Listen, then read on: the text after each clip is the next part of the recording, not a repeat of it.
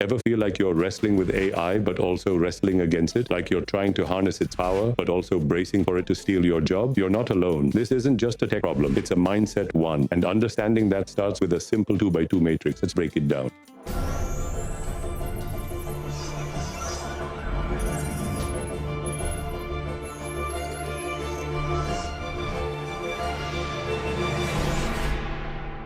Alright, let's face it, AI is everywhere. It's writing emails, creating art, even writing scripts. But the way we're reacting to it is all over the place. Are we embracing it, fearing it, or just plain ignoring it? Let's organize this mess with a 2x2 matrix. On one axis, we're looking at engagement. Are you actively using AI or not? On the other, we've got optimism. Do you think AI is a force for good or a looming threat? Put those together and you get 4 very different approaches to this AI dilemma. Let's map them out. First up, the AI ignorers. Low engagement, low optimism. These are the folks who are like, AI? What AI? I'm busy. They're sticking their heads in the sand, hoping this whole thing will just go away. I knew a guy who refused to use email for years, insisted on paper and stamps. It worked for him for a while, but eventually he got left behind. Ignoring AI isn't a strategy, it's a recipe for obsolescence. As Peter Drucker said, the greatest danger in times of rapid change is not the threat of technology replacing us, but our failure to adapt. Then there's the AI anxious. Low engagement, high optimism. These are the folks convinced AI is coming for their jobs. They're doom-scrolling articles about robots taking over, and they're convinced their skills are about to be rendered useless. I get it. Change is scary, but fear doesn't solve problems. It paralyzes you. As Eleanor Roosevelt said, the future belongs to those who believe in the beauty of their dreams. You need to shift that mindset or you're going to miss out. Next, we're looking at the AI avoider, high engagement, low optimism. These are the people who are using AI, but with a deep sense of unease. They're generating content with ChatGPT, but they're worried about plagiarism. They're experimenting with AI art, but they're concerned about copyright. They're trying to stay afloat, but they feel like they're just treading water. I'm seeing this a lot. People feel pressured to use AI, but they don't trust it. They're using it to keep up, but it's not making them excited. And finally, we have the AI embracers. High engagement, high optimism. These are the folks who see AI as a tool, a partner, an opportunity. They're not afraid of it. They're excited by it. They're exploring new ways to use it, pushing its boundaries, and creating amazing things. They see the potential, not the peril. This is where the real magic happens. As Steve Jobs said, the only way to do great work is to love what you do. And these folks are loving what AI can do. But here's the problem. Most people aren't neatly tucked into one of these boxes. They're bouncing between them, feeling conflicted, unsure of what to do. So how do you shift from AI anxious to AI embracer? It's not about becoming a robot. It's about changing your perspective. Let's dig into it. First, understand that AI isn't replacing jobs. It's changing them. The tasks that are easily automated will be automated. But that frees you up to focus on what makes you uniquely human. Creativity, critical thinking, emotional intelligence. A 2023 McKinsey report found that while AI will automate some tasks, it will also create new jobs and augment existing ones. The key is to be proactive. Step 2 is learn the basics. You don't need to become an AI expert, but you need to understand how it works, what it can do, and what its limitations are. There are tons of free resources online, tutorials, courses, articles. Start with the basics and build from there. I'm not talking about getting a PhD in machine learning. I'm talking about understanding the difference between ChatGPT and Google search. Step 3 is experiment. Don't be afraid to play around with AI tools. Try generating some content, creating some art, automating some tasks. See what works, what doesn't, and what surprises you. I once tried to write a song with AI. It was terrible, but I learned a lot about songwriting in the process. But here's the twist. The biggest challenge isn't technical, it's ethical. AI is a powerful tool, and like any powerful tool, it can be used for good or for ill. Plagiarism, bias, misinformation, these are all real concerns. To overcome this, step 4 is develop an ethical framework. Ask yourself, how can I use AI responsibly? How can I ensure that my work is original and ethical? How can I avoid perpetuating biases? This isn't just about following the rules, it's about doing what's right. Step 5 is share your knowledge. Don't keep your discoveries to yourself. Teach others about AI, its potential and its pitfalls. The more people who understand AI, the better equipped we all will be to navigate this new era. Now, for the climax, the moment it all clicks. Imagine you're feeling overwhelmed by AI, convinced it's going to take your job. You decide to take a different approach. You start learning the basics, experimenting with AI tools, and sharing your knowledge with others. You discover that AI isn't a threat, it's an opportunity. You start using AI to enhance your work, to create new possibilities, to make a bigger impact. That's the AI embracer in action. It's not about being fearless, it's about being curious. So, wrapping this up, AI isn't something to battle, it's something to integrate. Shift your mindset, embrace the possibilities, and navigate this new era with confidence. Next time you're feeling overwhelmed by AI, ask yourself, am I fighting it or am I learning from it? If you like this, smash that next video popping up. It's loaded with more strategies to thrive in the age of AI.